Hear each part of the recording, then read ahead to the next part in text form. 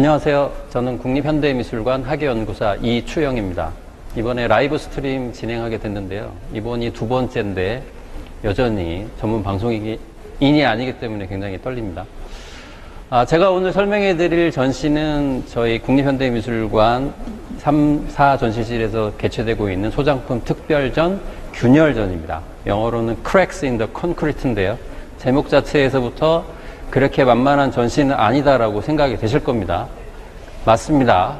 굉장히 쉽지 않은 전시고, 사실은 균열이라는 뜻에서 아시겠지만 예술가들이 근본적으로 세상을 보는 그런 시선이 있잖아요. 굉장히 삐딱하고 뭔가 기존에 만들어진 규칙이나 체계나 권위에 대해서 항상 삐딱한 시선으로 보고 저항을 하고, 그런 갖추어진 시스템에 대해서 균열을 가하기 위해서 끊임없이 노력을 합니다. 예술가들의 이러한 태도는 사실은 새로운 세상을 보여주기 위한 노력입니다.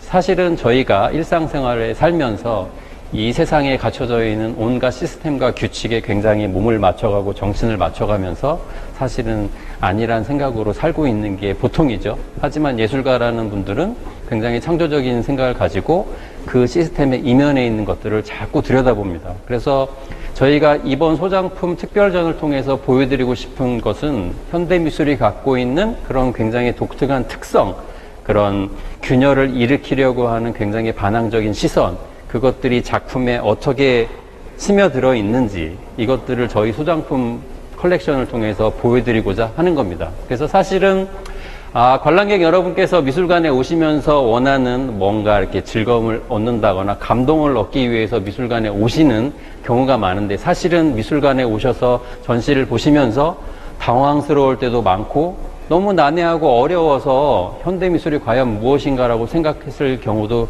굉장히 많은 줄 압니다. 여러분이 느끼셨던 그 감정이 사실은 현대미술이 여러분한테 자꾸만 찌르는 그 의도이기도 합니다. 그래서 이제는 현대미술관에 오실 때 내가 현대미술이 나한테 무엇을 줄까라고 생각을 하지 마시고, 과연 이 작품들이 나한테 질문하는 것이 무엇인가, 예술가들이 보여주고 싶은 세상은 무엇인가, 이런 도발적인 질문들을 왜 나한테 던지는지, 내가 무슨 생각을 하기를 원하는지, 요거를 아마 감안하고 미술관에 오시면 이전에 느꼈던 불편함이 아니고, 이 사람들이 보여주고 싶은 또 다른 세상은 무엇인가, 이렇게 자꾸 호기심이 들지 않을까 생각됩니다. 이제는 제가 작품을 보면서 전시를 설명해 드리도록 하겠습니다. 먼저 3전시실로 이동을 하실 텐데요. 저희가 3전시실과 4전시실의 전시를 하면서 작품의 구성을 하는 주제를 설정을 했습니다. 3전시실 같은 경우에는 몸, 바디를 주제로, 소재로 한 작가의 작품을 선정해서 보여드리고 있습니다. 전시장에 들어오신 관객 여러분께서 첫 번째로 보시는 작품이 바로 이 비디오 작품인데요. 곽덕준의 자화상 78이라는 비디오 작품입니다. 내용 자체는 특별한 게 없습니다. 이 안에 무슨 기승전결이 있거나 클라이막스가 있거나 무슨 대단한 내용이 담겨 있질 않아요. 안에 저랑 비슷한 작가가 있는데, 곽덕준 선생님은 제일 교포시고 일본에서 활동하시는 원로 작가입니다. 지금 보시듯이 곽덕준 작가는 금이간 유리를 들고 끊임없이 얼굴을 부벼대고 있어요. 어떻게 보면 굉장히 위험한 장난 같기도 하고, 저 유리가 깨지면 어떡하나, 저 몸이 다칠 텐데, 이런 생각도 들고, 아니면 얼굴을 계속 부비지만 과연 저 유리가 깨질까, 굉장히 부질없는 행동으로 보이기도 합니다. 작가들은 자신의 몸을 이용해서 자신의 몸이 실제 이 순간에 벌어지고 있는 일, 이 부질없는 행동, 이런 것들을 비디오로 찍고 작품화하기도 합니다. 사실은 저희들이 이 세상을 살아가면서 부딪히는 여러 가지 한계라든가, 개인적인 한계라든가, 사회적으로 만들어진 유리벽이라든가, 이런 것들을 뚫기 위해서 부단히 노력하지만 성공하지 못하는 경우가 대부분이지요. 그러니까 예술가들도 아마 자신의 예술가로서의 정체성, 아마 곽덕준 작가는 제1교포로서의 정체성, 이렇게 사회를 보면서 부딪히는 한계, 그 한계를 뚫고 나가고 싶은 의지, 이런 것들을 이 부질없는 퍼포먼스를 통해서 보여주는 것이 아닌가, 이렇게 생각이 됩니다. 다음 작품으로 한번 넘어가서 설명을 드리도록 하겠습니다. 그래서 3전시실과 4전시실에 있는 작품들은 그 장르라든가 매체라든가 기법이라든가 작가의 미학적인 태도라든가 작품의 주제라든가 그리고 작가들의 세대가 굉장히 다양하게 스펙트럼이 넓습니다. 이것들을 몸이라는 것 주제와 이제 믿음이라는 주제로 나눠서 보여주고 있죠. 총 74 작가의 94점의 작품이 전시가 되고 있습니다. 다음 작품을 보여드릴 텐데요. 이 작품은 그 최진욱 작가의 작업실이라는 생각과 그림이라는 작품인데 보시면 아시겠지만 이 작가가 자신의 작업실을 그린 거구나 이렇게 생각이 드실 거예요. 그렇지만 이제 안에는 이제 작가가 자신의 이제 예술가들이 사실은 작업을 위해서 굉장히 다양한 아르바이트를 하고 다른 일들을 하죠. 가르치는 작업들을 많이 하는데 이 아래에 놓인 석고상들은 작가가 이제 작업실에서 학생들을 위해서 수업을 한다는 것들을 보여주고 있는 거죠. 그러니까 예술가의 자화상은 여러분도 잘 아시는 렘브란트의 자화상도 있듯이 그러니까 자기 자신에 대해서 작가로서의 정체성을 보여주는 그리고 자기가 활동하는 공간을 보여주는 굉장히 그 익숙한 소재이기도 합니다.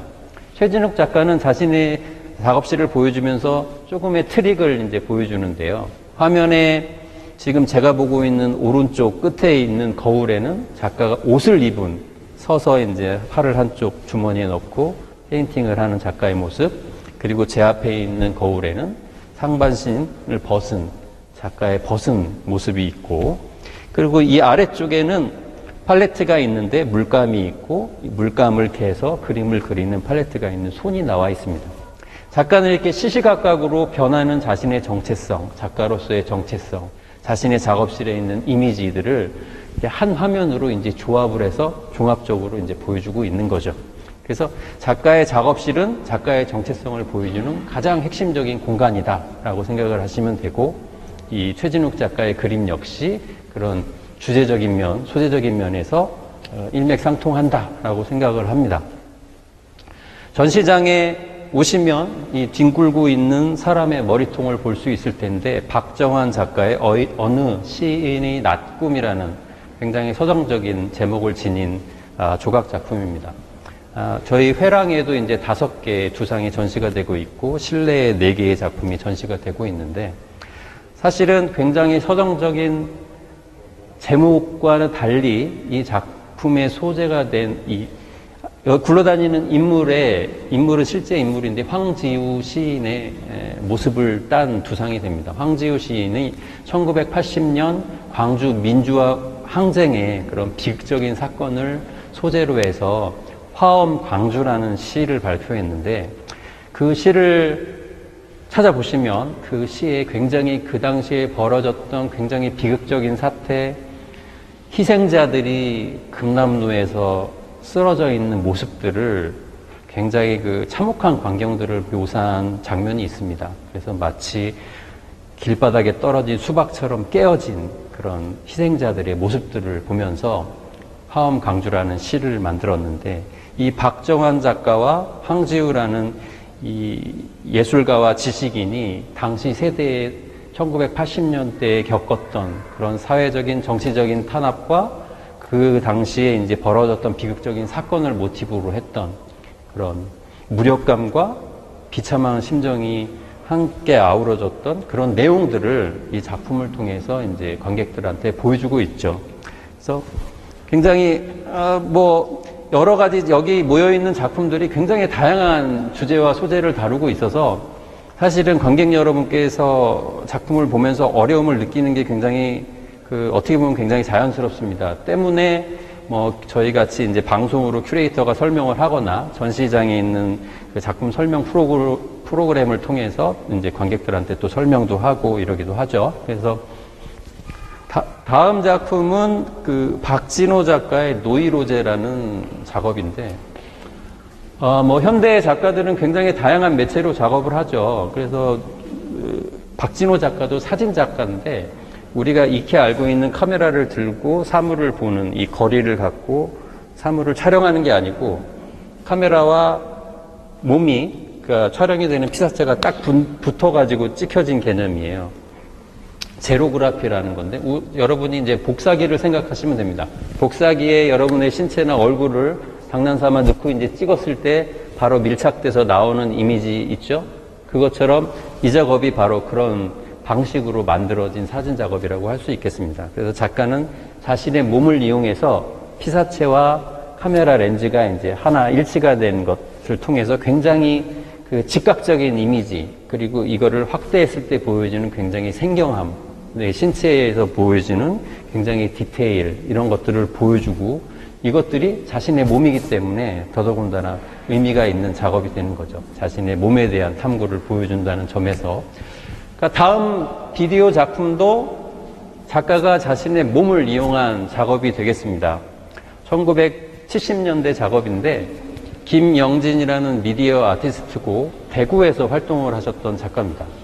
이분도 1978이라는 작품에서 총 12개의 채널을 만들었는데, 여러분이 보시면 아시겠지만 지금 각 채널마다 몸의 이제 일부분들이 나와 있죠. 이거는 작가의 몸인데, 작가가 거울에 자신의 몸을 밀착시키고 매직으로 그 형태에 따라서 그립니다. 그래서 자신의 몸을 가감없이 기록을 한 거죠. 근데 그 기록을 한 매체가 이제 비디오가 되는 거고, 이 비디오를 통해서 자신의 몸의 각 부분들을 이제 보여주고 있고, 이것들이 자신의 몸을 드러내고 자신의 몸을 가감없이 해체를 해서 측정을 하는 그런 내용이 되겠습니다.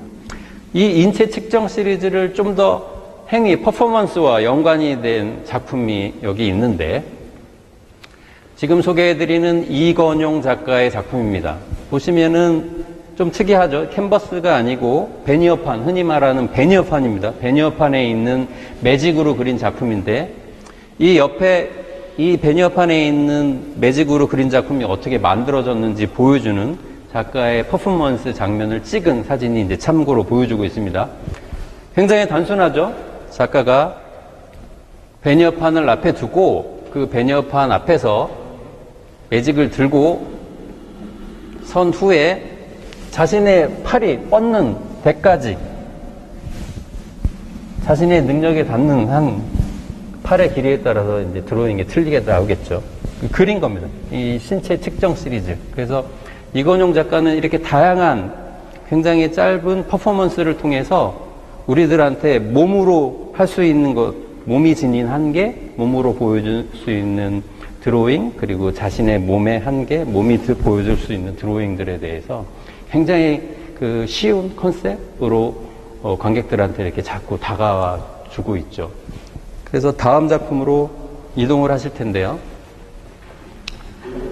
총 94점의 작품이 전시가 되고 있는데, 저는 한 30여 점의 작품만 빨리 설명을 해드리려고 해요. 그래서 사실은 각 작가들이 보여주는 작품들이 작가들의 작품 세계에서 굉장히 다양한 스펙트럼에 있는 작업들인데, 전시에는 이제 한 점씩만 들어오다 보니까 사실은 작가 전체에 대한 작업으로는 조금 부족할 수가 있지만, 뭐 전시장에 오셔서 이제 주제에 맞는 작품을 보시고, 이 작가가 이제 개인전이나 뭐 다른 전시를 할 때 또 작가를 볼 수 있는 것, 이게 바로 현대미술이 갖고 있는 장점이 아닐까 싶어요. 현재 작가들이 살아있기 때문에 이 작가들이 어떻게 변하는지를 볼 수 있다는 거.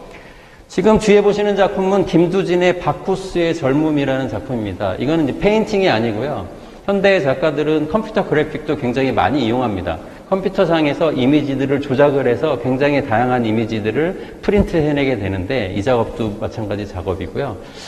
사실은 이 작업은 그 18세기 말에 이제 신고전주의 회화의 작가의 작품을 다시 활용을 해서 만든 건데, 이 그리스 신화에 나오는 바쿠스, 주신의 축제 장면을 신고전주의 회화를 패러디해서 만든 작품입니다. 그래서 하지만 이제 틀려진 거는 이 신고전주의 회화에 나온 굉장히 아름다운 육체들, 신의 큐피드도 나오고 바쿠스도 나오는 게 신의 몸들이겠죠. 아름답고 이상화된 몸을 호딱 이제 살갗을 벗겨내고 뼈다구만 남겼습니다. 뼈들의 축제가 된 거죠. 그래서 우리가 외향적으로 갖춰져 있는 그런 성스러움이라든가 구분, 남성, 여성, 늙음, 젊음, 이렇게 성적인 뭐 취향의 차이, 여러 가지 차이들이 외면을 통해서 발생하는데, 그런 것들을 싹 없애버린 거예요. 그래서 전혀 그런 것들이 알 수 없는, 온전히 즐길 수 있는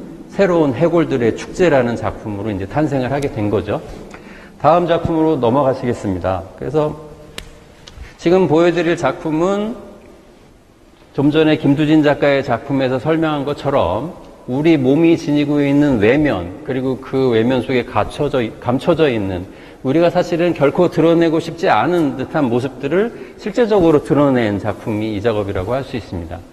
한 효석에 감추어져 있어야만 했는데 드러나고만 어떤 것들에 대한 것, 사실은 우리가 외면에 갖춰진 것들 속에서 얼마나 많은 것들, 욕망이 될 수도 있고 악한 마음일 수도 있고 본능일 수도 있고 이런 여러 가지 요소들이 있는데, 이 한효석이라는 작가는 이 페인팅을 통해서 우리가 이제 온전히 갖춰진 이면, 그 몇 미리밖에 안 되는 피부 속에 갖춰진 이렇게 굉장히 잔혹해 보이고 비참해 보이고 흉해 보이는 이미지들을 통해서 우리가 갖고 있는 내면이 무엇인가, 우리가 외면과 어떤 관계를 맺어야 하는가, 이런 것들에 대해서 이제 질문을 한다고 보시면 될 것 같습니다. 다음 작품으로 넘어가실 텐데요. 이제 여러분이 가장 잘 아시는 대한민국을 대표하는 미디어자 아티스트죠. 백남준 선생님의 작업입니다. 하이웨이 해커고. 백남준 선생은 뭐 미디어 아트의 이제 선구자고, 이 미디어가 나오면서 그것들을 바로 작품 소재로 이용하면서 미래의 세계에 대해서 예언을 했던 대표적인 굉장히 창조적인 예술가였죠. 그래서 백남준 작가의 작품 하이웨이 해커인데, 백남준 작가가 이 작업을 하면서 미래에는 우리의 모든 정보가 고속도로처럼 뚫려있는, 전 세계적으로 뚫려있는 고속도로처럼 정보가 아무런 경계 없이 왔다 갔다 하면서 소통을 할 것이라고 예언을 했는데, 그런 세계가 올 것이고 이 몸과 인체가 결합한 로봇처럼 정보와 결합된 인간이 탄생할 것이다라고 예언을 했는데, 그 예언이 정확히 현재 세상에서 구현이 돼 있습니다. 여러분이 갖고 있는 스마트폰 하나로 실시간으로 전 세계와 연결이 되고 있죠. 그랬더니 그렇듯이 이 예술가들의 상상력이 얼마나 시대를 앞서고 나가고 초월하고 있는가, 이것들을 이 현대미술 작품을 통해서 또 볼 수 있는 게 바로 이제 현대미술 작품의 장점이 아닐까, 그런 생각도 듭니다. 지금 전시장에 걸려있는 이 하얀색 조각, 사이보그 여전사의 모습처럼 생긴 조각인데, 한국의 조각가 중에 국제적으로 굉장히 활발하게 활동하는 이불 작가의 작품입니다. 이게 인터넷에서 이불 검색하시면 오리털 소미불, 거위털 소미불이 이제 자꾸 등장하는데, 꼭 작가 이불, 조각가 이불 이렇게 치시면 아마 작품을 찾으실 수 있어요. 본명이시고 새벽불이라는 제목입니다. 그래서 굉장히 강렬한 이름을 갖고 계시죠. 그것처럼 이불 작가의 작품도 굉장히 도발적이고 굉장히 강렬하고 굉장히 스케일이 큰 작품으로 전 세계적으로 좀 잘 알려져 있습니다. 뒤에 보시는 사이보그 작품은 뭔가 완벽해 보이고 미래지향적인 작품처럼 보이고 일본 애니메이션에 나온 여전사의 모습처럼 보이는데, 다리 한쪽이 없는 이제 불구처럼 나옵니다. 그러니까 온전하지 못한 신체가 되는 거죠. 그래서 사실은 인간의 몸이 이 AI와 이제 기계와 결합되면서 굉장히 완벽해지리라는 미래의 예측을 가지고 현재 과학이 발전하고 세상이 발전하고 있는데, 사실은 어떻게 보면은 우리가 불완전한 모습들을 감추기 위해서, 그리고 이 완벽한 사이보그가 아니고 어쩐지 이제 한쪽이 불구가 되어서 못 쓰게 되는 사이보그처럼 이 미래 사회라는 것도 그렇게 긍정적이고 해피한 것만은 아니다라는 그런 제시를 하는 것 같은 그런 느낌의 이제 작업이 되겠습니다. 다음 작품으로 이제 넘어가실 텐데요. 저희가 이 전시에는 이제 페인팅도 나오고 미디어도 나오고 뭐 파나도 나오고 굉장히 다양한 종류의 작업들이 나옵니다. 그래서 관객 여러분께서 전시를 보시기 전에 이 전시가 어떤 전시인가, 주제전인가, 한 작가의 개인전인가, 뭐 국제전인가, 뭐 이렇게 주제에 대해서 조금만 관심을 갖고 보시면 내가 전시를 어떻게 봐야 되겠다, 어떻게 접근해야 되겠다는 좀 아이디어를 얻으실 수 있을 것 같아요.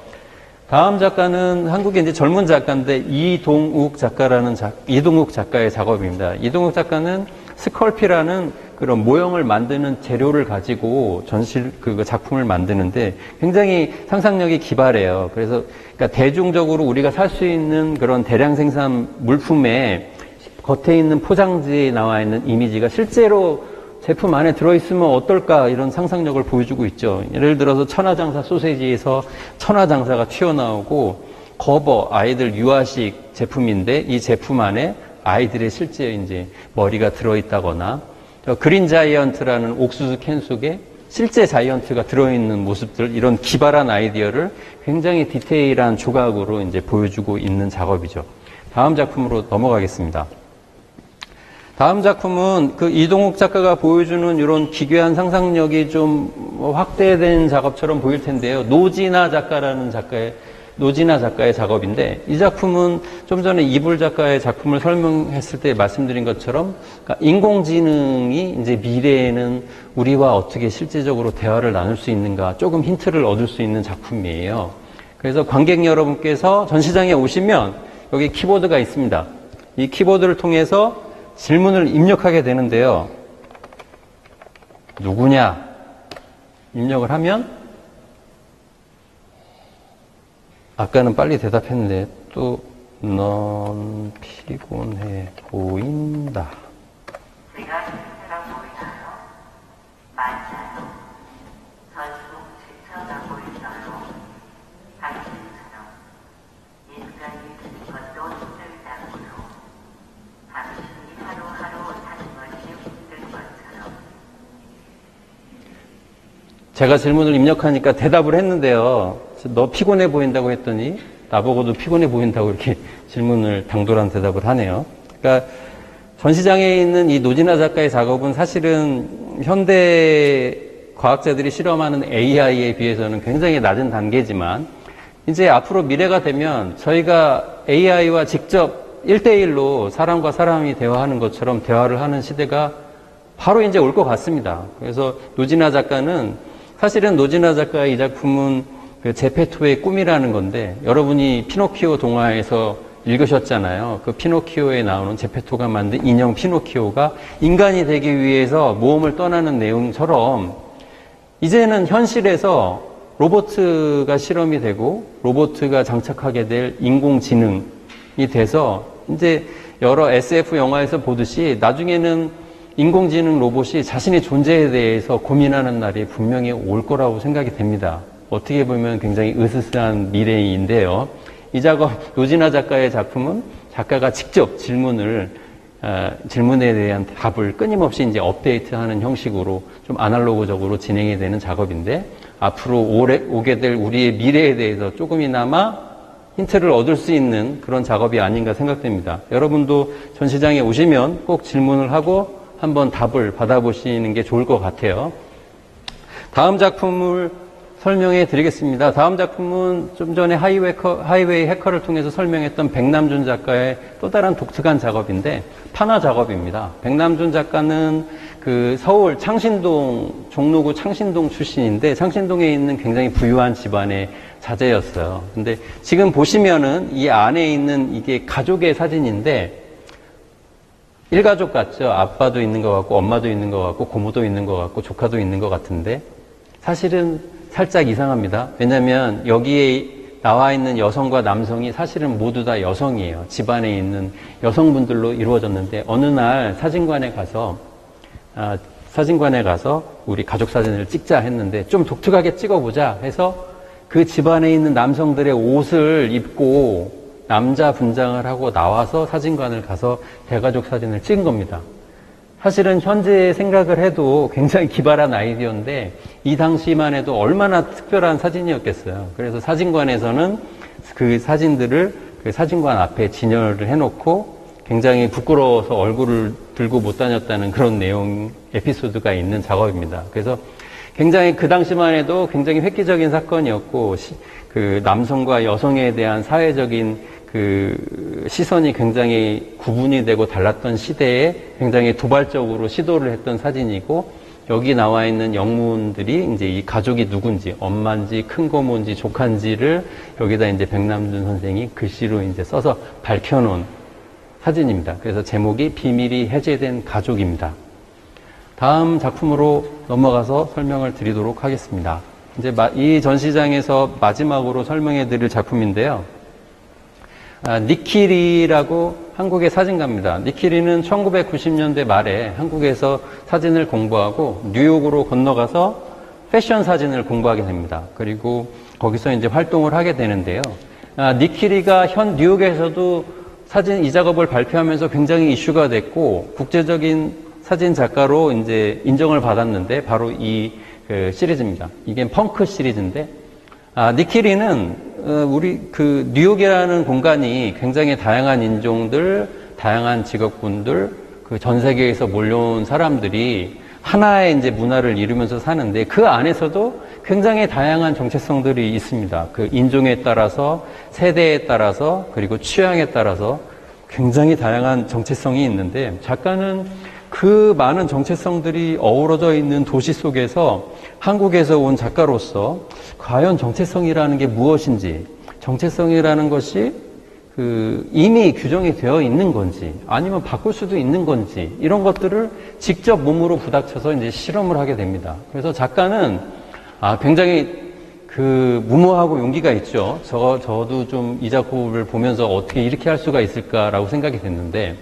작가가 직접 관심을 갖고 컨택을 한 일종의 이제 그룹들을 직접 찾아가서 작가의 작품 의도를 설명을 하고 그 그룹의 직접 일원이 됩니다. 그래서 길게는 몇 개월, 2개월, 3개월, 짧게는 한 달 동안 그 그룹과 24시간 생활을 하게 됩니다. 그러면서 온전히 그 그룹과 이제 동화를 하게 되죠. 지금 뒤에 보시는 작품은 펑크족들, 미국에서도 굉장히 특별한 젊은이들이 누리는 굉장히 특수한 문화의 그룹인데 그 그룹에 들어가서 몇 달 동안 부대끼면서 마치 이 그룹의 일원인 것처럼 이제 온전히 동화가 되고 그 모습을 이제 친구가, 그러니까 뭐 사진작가라고 그래서 자기가 자신을 찍고 뭐 그러진 않습니다. 이제 완전히 친구한테 맡겨서 친구가 그냥 자연스럽게 우리가 일상생활에서 찍는 폰으로 찍고 카메라로 찍어주고 기념사진 찍듯이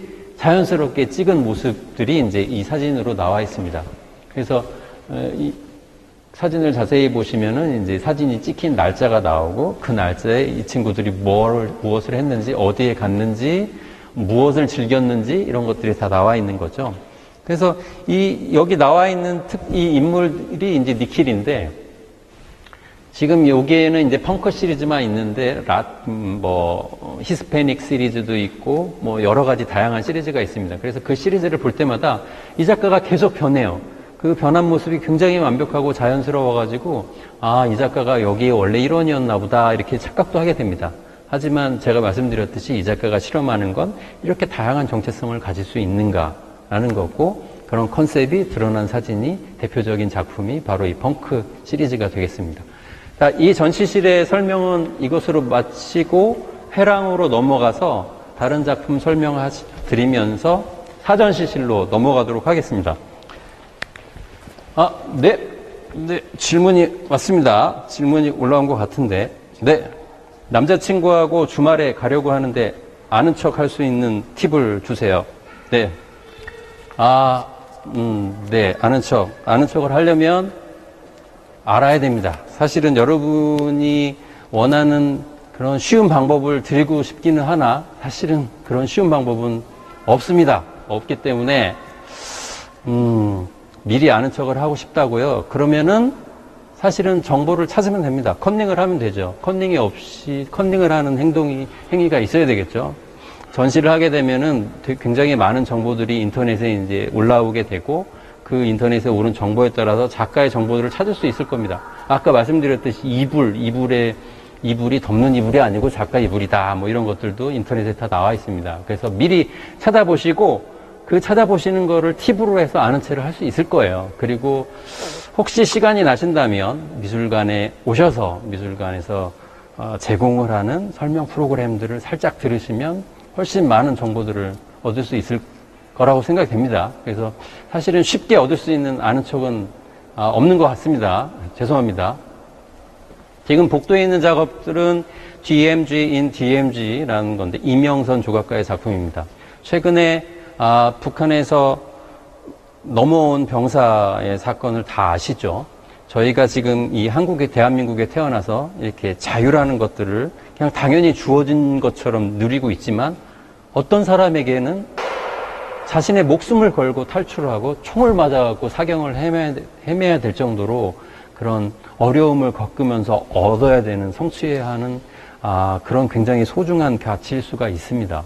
지금 보시는 작품도 현재 보시는 이 실제 크기의 인물들은 남한의 병사죠. DMZ에 나온 그 비무장지대 판문점에 보시면은 남한 병사, 북한 병사가 나올 때 흔히 볼 수 있는 포즈로 서 있습니다. 그리고 건너편 저희 회랑의 중앙호를 거쳐서 건너편을 보시면 북한 병사들이 이제 또 남측 병사들을 응시하고 있는 장면이죠. 이명선 작가의 작품을 보시면 과연 이 사회에서 보이지 않는 시스템, 보이지 않는 가치 체계가 무엇인가? 과연 이들이 개인적으로, 인간적으로 과연 이렇게 적대적으로 만나야 될 사이인가? 우리가 서로 다른 곳에서 태어났기 때문에 갖게 되는 비극적인 사태가 아닌가? 이런 것들에 대해서 여러분들이 이 작품을 보면서 순간 이제 그런 질문을 하실 수도 있고, 다시 한번 우리 현실에 대해서도 생각해 볼 수 있는 기회가 되지 않을까 싶습니다. 다음에 작품이 한 점이 더 있는데요. 김재용 작가의 회화 작품을 한 점 더 보여드리도록 하겠습니다. 이 작업은 회화 작품인데요. 김재용 작가가 우리 한반도 남과 북으로 갈려있는 지구상의 유일한 분단 국가죠. 같은 민족이지만 이제 수십 년의 세월을 거치면서 다른 민족보다 더 못하게 된 현재의 상황, 굉장히 비극적인 상황이죠. 이 한반도의 땅을 아버지의 몸에 이제 비유를 하게 된 겁니다. 그래서 아버지의 몸통을 가르고 있는 이런 상처들, 가만히 보시면 이제 휴전선을 가르고 있는, 비무장지대를 가르고 있는 철조망이거든요. 그러니까 155마일입니다. 동쪽에서 서쪽으로 155마일, 250km 정도 되는데, 이 우리나라의 땅을 가르고 있는 이 비무장지대, 이게 바로 우리 아버지의 몸으로 비유가 되고, 우리 아버지의 몸에 깊이 패여 있는 상처, 아직도 치유되지 않는 상처를 보여주고 있는 작품이 되겠습니다. 다음 전시장으로 넘어가겠습니다. 또 질문이 왔습니다. 현대미술이 굉장히 어려운데 큐레이터에게도 현대미술이 어려운가요? 예, 이건 굉장히 쉬운 질문입니다. 어렵습니다. 제가 미술을 전공하고 미술사를 전공하고 미술관에서 거의 20년 가까이 된 미술관에서 굉장히 늙은 학예사인데요. 여전히 전시장에 가서 작품을 보면서 난해함을 느끼고 어려움을 느낍니다. 그렇기 때문에 작가도 만나서 물어보고 왜 이 작업을 했습니까? 라고 물어보기도 하고 어떤 의도로 했느냐 물어보기도 하고 같은 큐레이터한테 물어보기도 합니다. 제가 누누이 말씀드렸듯이 현대미술은 친절하지 않습니다. 그리고 작가들은 항상 도발적이고 삐딱한 시선을 갖고 있고 항상 질문을 던지기 때문에 그 난해한 질문들을 우리가 파악하려면 정보를 아는 수밖에 없습니다. 그렇기 때문에 여러분들이 모르는 건 더욱더 당연합니다. 왜냐하면 미술을 전공하고 미술관에서 일하고 있는 큐레이터도 난해함을 느끼니까요. 그러니까 그런 어려움에 대한 부담은 안 가지셔도 되고, 이런 기회를 통해서 제가 설명한다거나 뭐 도슨트가 설명한다거나 하는 이런 프로그램을 통해서 조금씩이나마 이해할 수 있으면 좋을 것 같습니다. 그래서 사전 시실은 이 믿음에 대한 시스템의 균열을 가하는 작가들의 작품인데요. 대중매체에 대해서, 사회적인 체계에 대해서, 교육 시스템에 대해서, 언론에 대해서 갖고 있는 이 사회에 갖춰진 여러 가지 공고한 시스템을 도발하는 작가들의 작품을 전시를 하고 있습니다. 뒤에 보시는 작품은 김범 작가의 작품인데, 보시면 굉장히 유명한 우리 앵커들, 물론 이미 과거의 앵커지만 이분들이 뉴스를 방송하듯이 미디어에서 나오는데 뭔가 이상하죠. 계속 바뀝니다. 작가가 뉴스 프로그램을 굉장히 한 컷 한 컷 한 컷 잘라서 이 앵커들의 말을 한 단어씩 잘랐습니다. 그리고 작가가 원하는 텍스트, 여기 설명이 되어 있는데요. 작가가 만들어진 텍스트를 이 앵커들이 자신이 했던 말로 조합을 해서 나오는 장면이에요. 어떻게 보면은 작가가 뉴스라는 거를 조작을 한 거죠. 뉴스라는 거는 일방적인 매체죠. 일방적인 메시지를 시청자한테 전하는 매스미디어인데, 매스미디어라는 게 어떤 식으로는 굉장히 권위에 저항을 하거나 시스템을 파괴하는 데 이용되기도 하지만 시스템을 굉장히 공고히 하는데 그리고 거짓으로 날조를 하는데도 이용이 되기도 하는 굉장히 그런 양면성을 지닌 매체거든요. 그래서 많은 작가들이 미디어가 갖고 있는 그런 속성, 일방적인 속성을 소재로 해서 작품을 많이 합니다. 다음 작품으로 넘어가서 설명을 드리도록 하겠습니다. 지금 정면에 보이시는 여러 사진 작품들은 보시면 좀 익숙하실 텐데 북한에 있는 이미지예요. 북한 사진인데 사진작가 백승우는 한참 남과 북이 이렇게 화해 무드가 조성이 됐을 때 남측의 이제 사진 기자의 일원으로 북한에 가서 사진을 찍게 됩니다. 백승우 작가는 굉장히 흥미를 가지고 내가 많은 사진을 찍어서 좋은 사진을 찍어야 되겠다는 그 생각을 가지고 뭐 수백 통의 사진을 찍었는데 아시다시피 북한에서는 사진을 다 검열을 하죠. 그래서 아침에 이제 관광을 갔다 오고 사진사들이 사진을 찍으면 저녁에 싹 압수를 해서 다 필요한 불온하다고 생각되는 사진들은 다 없애고 거기서 허락받은 사진만 줬습니다. 그래서 작가가 이게 뭐냐 하고 그냥 박스에 담아놨었는데 나중에 우연찮게 영국에서 있었던 프랑스 작가의 사진전에서 프랑스 작가가 북한에 가서 찍은 사진을 보니까 어느 순간에 내가 찍었던 사진과 굉장히 유사하다, 비슷하다, 내가 찍었던 사진에 나왔던 사람이 저기 있는 것 같아, 이런 생각이 들어서 다시 처박아뒀던 필름을 인화해가지고 보니까 똑같은 인물이 똑같은 장소에 찍혀 있더라는 거죠. 그래서 작가가 그때부터 자기가 찍은 사진을 고스란히 인화를 한 후에 그거를 크게 확대를 했습니다. 그래서 그 크게 확대된 사진 중에서 일부분 작가도 미처 깨닫지 못했던, 작가가 사진을 찍었을 때도 인식하지 못했던 일부분을 사진을 찍어서 보여주게 되는 거예요. 블로우업이라는 개념이고 폭발하다라거나 확대하다라는 뜻인데, 그래서 작가가 그 부분에서 새로운 것들, 자기가 미처 발견하지 못했던 새로운 부분들을 찾아내서 이렇게 다양한 사진으로 이제 보여주게 되는 겁니다. 그러니까 북한 그 정권이 감추고 싶었던 것, 작가가 미처 인식하지 못했던 그런 부분들을 지금 보실 수 있는 거죠. 굉장히 흥미로운 컨셉의 사진이라고 할 수가 있겠습니다.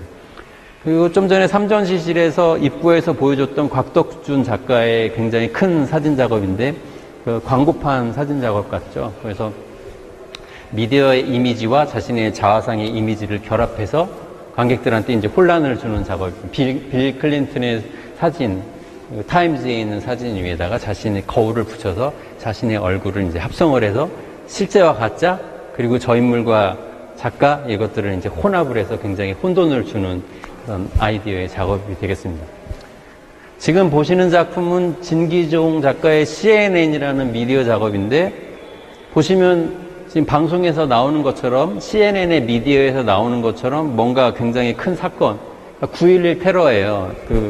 세계 무역센터를 부딪힌 비행기가 이제 폭발을 일으키는 장면이 마치 뉴스의 한 장면처럼 보여주고 있습니다.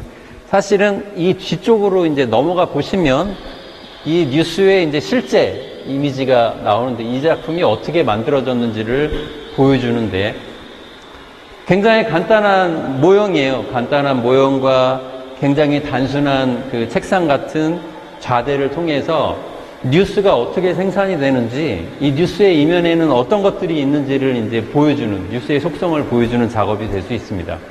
마치 이렇게 단순하게 만들어진 이 작업들이 뉴스를 통해서 대중들한테 방영이 될 때는 굉장히 그럴듯하게 보이고 그게 진실인 것처럼 보인다는 거죠. 이게 그 이면에 있는 굉장히 허술한 사실에 대해서 이제 드러내는 작업이라고 할 수 있겠습니다. 다음 작업으로 넘어가서 설명을 드리도록 하겠습니다. 제가 너무 일방적으로 설명을 드려서 사실은 좀 딱딱해지기도 하고 저도 좀 힘들 면이 있습니다. 바로 앞에 여러분이 있으면 제가 더 재밌게 설명할 수 있을 텐데 많은 양해를 부탁드리고, 박준범 작가의 퍼즐이라는 작품은 두 개의 마치 모르모트 인형처럼 사람들이 책상을 갖고 움직이면서 작가가 지시해준 그 규칙대로 이제 책상을 다시 재배열하는 형식의 이제 퍼포먼스 작업인데, 두 개가 있는데 약간 틀립니다. 하나는 작가가 매뉴얼을 주고 이 매뉴얼대로 한번 해보십시오 한 작업이고, 하나는 참여한 그 참석자들한테 나중에 결과적으로 요렇게 배치돼야 됩니다 하고 지시만 해놓은 작업인데 결과적으로 어땠을까요? 흔히 생각하기에 매뉴얼대로 하면 더 빨랐을 것 같은데 오히려 그냥 그 퍼포먼스 참여자들한테 맡겨둔 작품이 훨씬 더 빨리 이제 결론에 도달했습니다. 그래서 이 작업이 그런 아이러니를 보여줘서 굉장히 재밌고 우리가 교육이라는 시스템, 이 사회 속에 적응하는 시스템을 마치 상징하는 것처럼 보여지기도 해서 굉장히 흥미로운 작업입니다. 그리고 뒤쪽에 있는 이 30개의 굉장히 그 화려한 컬러의 작업은 슬기와 민이라는 디자인 듀오인데요. 1997년 대학 수학능력 시험 문제를 이미지화한 겁니다. 그리고 1997년 대입 수능의 수학 문제가 굉장히 어려웠대요. 그래서 그때 이제 작가가 수능에 치던 시기였고, 작가는 수학은 이제 수포자 이제 포기를 했지만, 작가가 이제 나름대로 그때 당시에 나왔던 그 수학 문제, 사실은 학생들이 12년 동안 공부를 해서 그 하루 만에, 그 몇 시간 만에 이제 자신의 인생을 좌우한다고 생각하는 시험을 치는 거잖아요. 그 한국 사람들한테 가장 그 절정, 수학이라는 거를 대하는 굉장히 절정의 시점을 이제 응용을 해서 작업을 한 거죠. 그리고 여기 있는 컬러들이 오렌지 컬러부터 블루 컬러까지 있는데 이 컬러들이 이 수학 문제의 난이도, 당시에 굉장히 어려운 문제가 출제돼서 0.008%가 8%밖에 맞추지 못했던 작업도 그 수학 문제도 있다고 하는데 저 가장 친한 블루 작업들 29번 수학 문제가 아마 그 작업이라고 생각이 됩니다. 그래서 작가들이 보여주는 이런 이미지들이나 기호들이나 작품들을 보면은 역시 예술가들이 굉장히 우리가 일상적으로 보는 세상과는 너무 다른 방식으로 보는구나라는 거를 이제 작품을 통해서 이제 느끼실 수 있을 거예요. 그리고 뭐 한국에서 대표적으로 공고한 시스템이 종교죠. 종교라는 거는 굉장히 그게 그 아우라가 있고 시스템이 완고해서 거기다 무슨 부딪히고 깨고 하기가 굉장히 어렵습니다. 여러분도 잘 아실 거예요. 얼마나 이게 서로 간에 이제 반목에 있고 분열이 있는지. 뭐 전 세계적으로 봐도 기독교와 이슬람이 얼마나 이를 악물고 싸우면서 여전히 그게 문제가 되고 전쟁이 되고 사람들을 희생시키는 것이 되는지. 왜 종교가 구원을 얘기하고 우리가 이제 피안을 구하는데, 천국을 얘기하는데, 왜 종교가 있는 이 지구상에서는 이렇게 어려움이 있고 사륙이 벌어지는지 굉장히 아이러니가 아닐 수 없죠. 김하타 작가의 작품도 이 통도사라는 굉장히 한국의 대표적인 절인데, 이 절에 사람 몸, 어떻게 보면 속세의 몸이고 굉장히 세속적인 몸인데, 이 세속적인 몸을 이 성스러운 불단에 올려놓고 사진을 찍었단 말이죠. 굉장히 도발이 아닐 수 없죠. 근데 작가가 사전에 이제 성도사 주지스님하고 얘기를 하면서 선문답을 했던 내용이 이쪽에 이제 적혀 있습니다. 이 주지스님도 굉장히 통 큰 마음으로 그래, 너가 하고 싶은 것, 너가 원하는 것, 너가 질문하는 것이 뭐냐 해봐라. 해서 이게 작가가 이제 허락을 받고 하게 된 거죠. 그래서 한 가지 에피소드는 저 모델들 중에 사실은 기독교인이 있었던 거예요. 그래서 여기 옆에 목걸이를 달고 있었는데 주지스님이 보시고 너는 예수쟁이냐? 했을 때 네, 그렇습니다. 했더니 그래, 너 오늘 큰 경험한다. 이나 저나 다 갔다. 굉장히 뭔가 깨우침을 갖고 있는 주지스님의 대답이 아닐 수 없죠. 이런 말도 생각이 납니다. 종교라는 거는 천국에 들어가기 위한 여러 가지 문 중에 하나라는 거죠. 문을 열고 들어가면은 결론은 같아요. 하지만 문이 다를 뿐이다. 이런 식의 개념인데, 이 통도사의 주지스님도 아마 그런 깨달음을 작가한테 이제 던졌던 게 아닌가, 모델한테 던졌던 게 아닌가 생각이 됩니다. 그리고 뒤쪽에 바닥에 있는 작품은 손가락 모양을 보시면 아시겠지만 부처의 수인이에요. 손의 모양.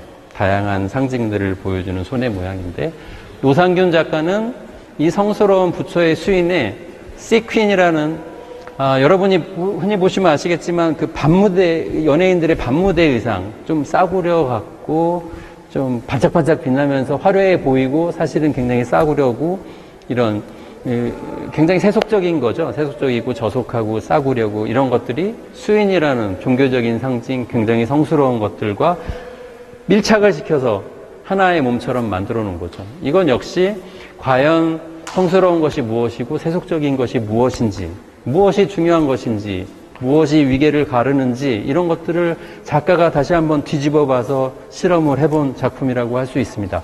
이제 거의 끝날 시간이 됐는데요. 두 작업 설명해 드리고 종료를 하도록 하겠습니다.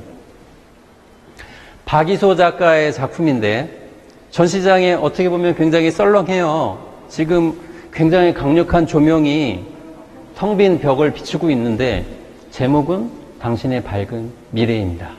이런 구호들 어디서 많이 들어봤죠.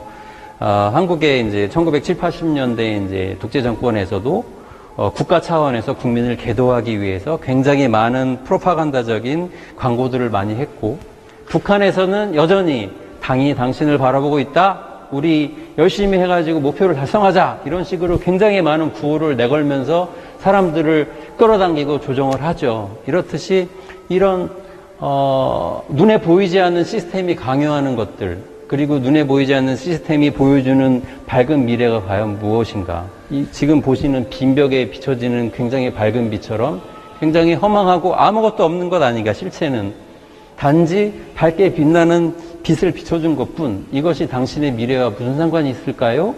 라고 그런 도발적인 질문을 던지는 작업이라고 할 수 있습니다. 사실 이런 작업이 우리가 흔히 생각하는 그런 좋은 작품, 잘 만들고 멋있게 만들고 우리가 할 수 없을 정도로 디테일이 강조되고 비싼 작업으로 비싼 재료를 쓰고 전혀 그런 거랑은 상관이 없잖아요. 보시면 굉장히 강목에다가 금방 뚝딱뚝딱 만들어가지고 조명 붙인 작업 같고 제목을 하나 근사하게 붙인 것 같은데, 사실은 이런 것들, 이런 개념들, 이런 질문들이 현대미술의 가장 중요한 속성이라고 생각을 하시면 되고, 현대미술이 관객들한테 원하는 가장 던지는 중요한 질문이라고 생각하시면 될 것 같습니다. 이제 마지막, 여러분 길게 오셨는데 마지막 작품을 보면서 전시 설명을 마무리하도록 하겠습니다. 마지막 작품은 사진 작품으로 마무리를 할 텐데요. 구성수 작가의 작품입니다. 마술적 리얼리티라는 작품이고 자유의 여신상. 여러분 흔히 우리 도심 외곽에 가시다 보면은 뜬금없이 이런 조각들이 건물 위에 주로 이제 모텔들이죠. 모텔들 위에 서 있고 이상한 궁전 같은 모양을 이고 있는 것도 있고, 도대체 정체불명의 국적을 갖고 있는 형태의 건물들을 많이 보셨을 거예요.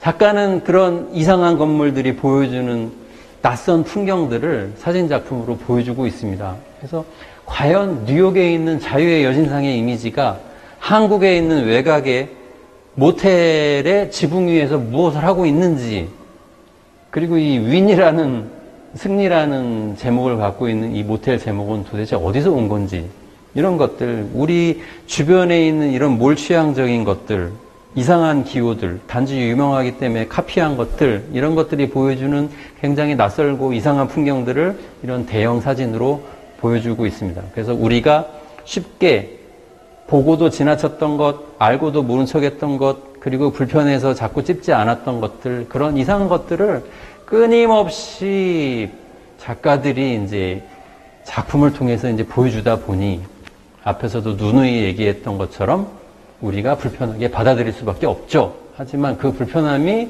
결국은 기존에 있는 세상 말고 새로운 세상으로 가기 위해서, 전시가 끝났다고 종료의 벨이 나옵니다.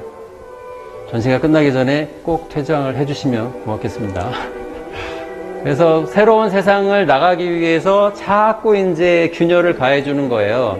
여러분들이 헤르만 헤세의 데미안에 나오는 소설을 보시면은 나오지만, 새로운 세상을 나가기 위해서는 알을 깨고 나가야 되잖아요. 사실은 알 속이 얼마나 온화하고 아늑하고 포근합니까? 하지만 그 세상이, 그 알 밖에 있는 세상이, 그 큰 세상이 분명히 존재하나 알을 깨고 안 나가면은 그 세상에 자그마한 세상에 머물 수밖에 없죠.